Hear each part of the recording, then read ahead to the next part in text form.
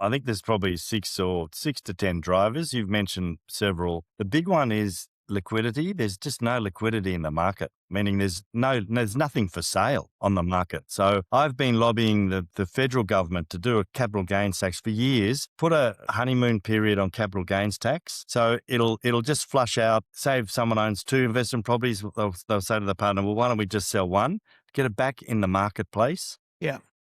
Stamp duty, that's obviously state level. Give people stamp duty concessions, not means tested, but age. So anyone over, say, 70, because there's a lot of probably the better suburbs in any capital city. People have been in that house 20, 30, 40, even 50 years. Yeah. I'll say, you probably have a moral obligation to unlock that property and let someone else bring their family up Yeah. in that property. But people have their hands tied because that's their major asset, and the cost of moving is enormous. So you've got these a couple living in an enormous house. So all they need is a lever. Last time that happened is when the Howard government brought in that super, the $1 million super.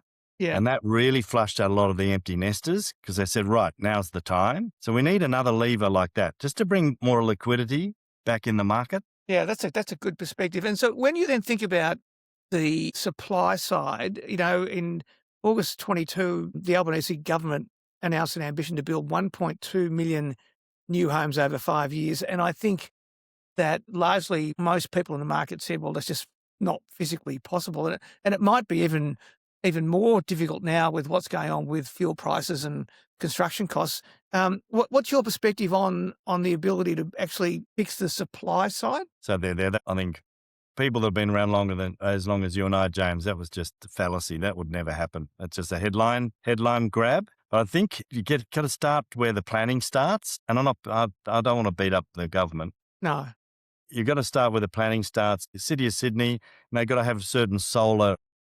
So the units have to have solar for a certain percentage, sun for a certain percentage of the day, for example.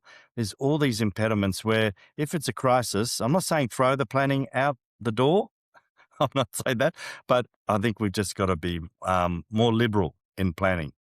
Footprints, I think we're all spoilt in this country. I'm lucky enough to travel to London and New York a lot. My gosh, some of these units my kids stay in are so small. But in a crisis, you just can't be as fussy as you and I, James, and when we were looking when we were first married. Unfortunately, we got to build smaller footprints and more and more.